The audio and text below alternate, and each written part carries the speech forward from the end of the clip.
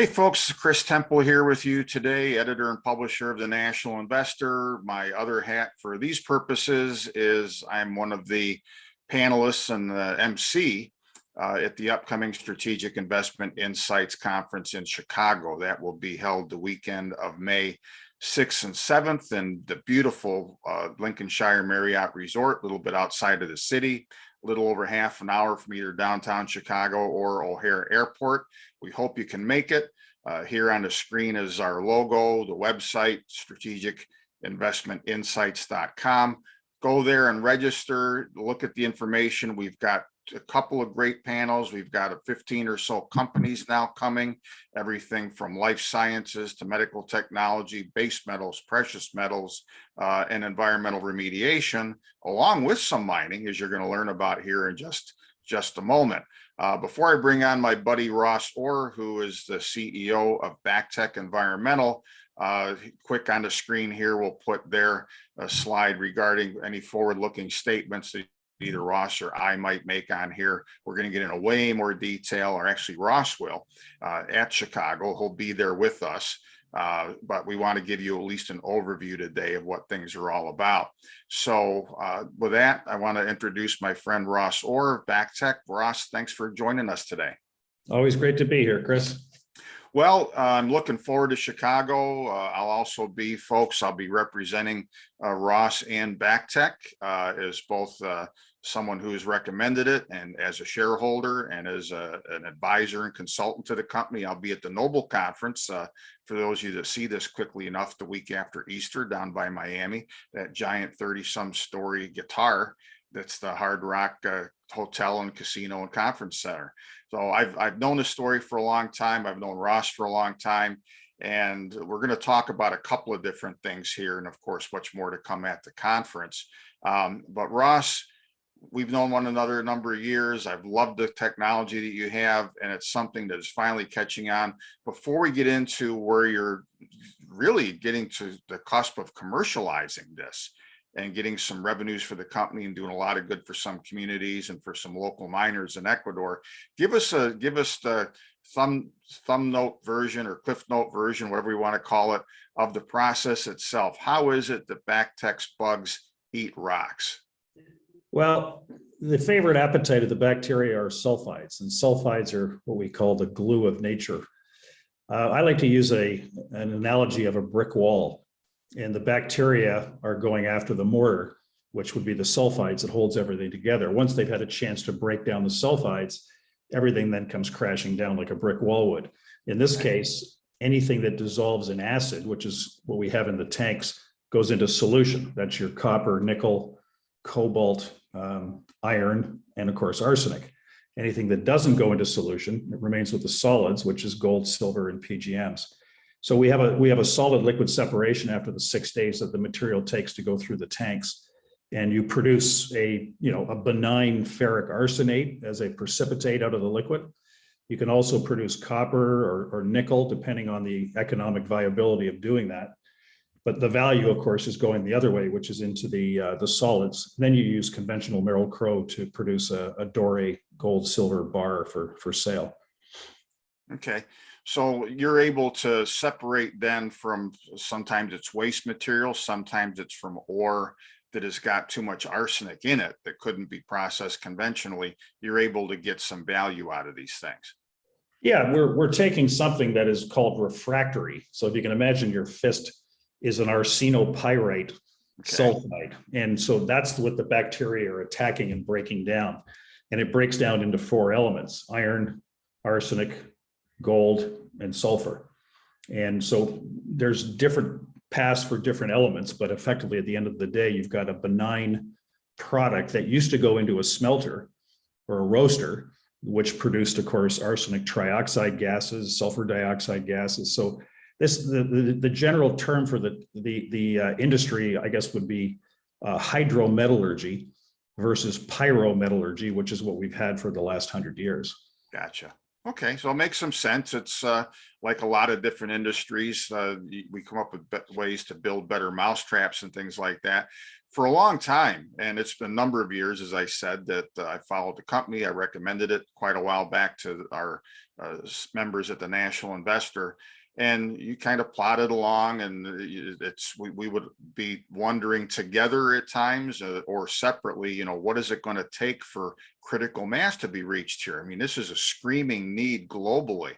And interestingly enough, where you're getting traction now is in a country that's been very close to my heart for a number of years, as some of my followers know, and that is Ecuador.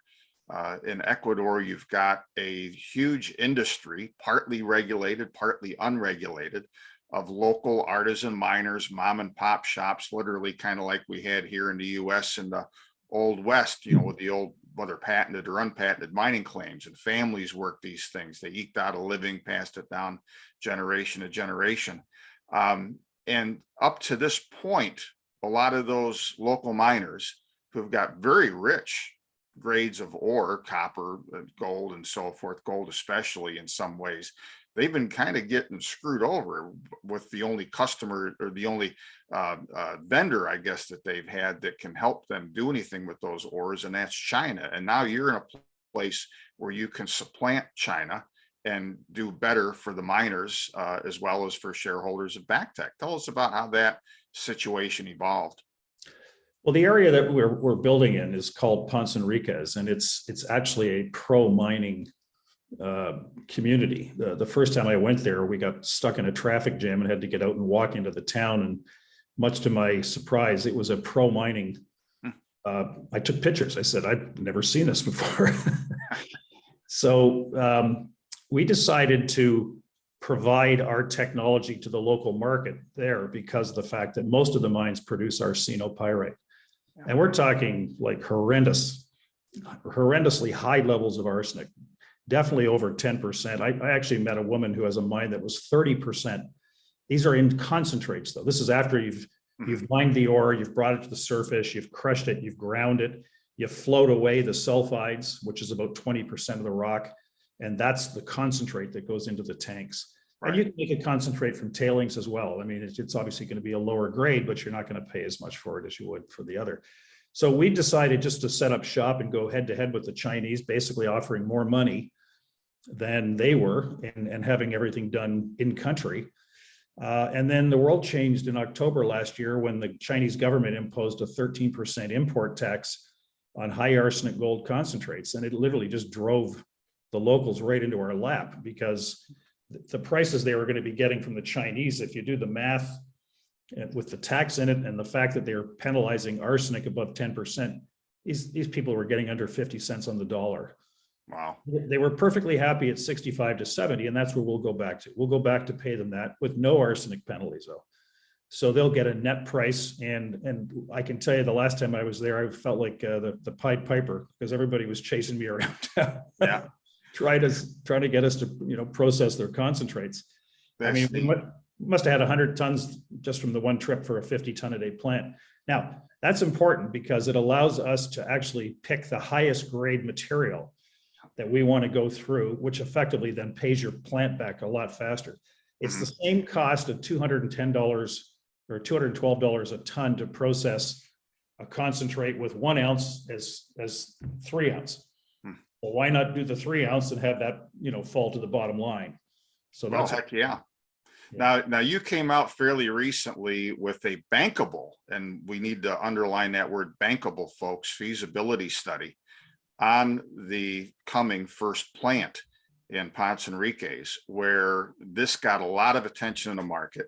I quipped, as you know, when you saw what I sent out on BacTech and then your subsequent financing news for the financing that you're working on right now, that I remember the day, and I know you still do, when it was like pulling teeth to get a couple of dollars here and there just to keep the doors open.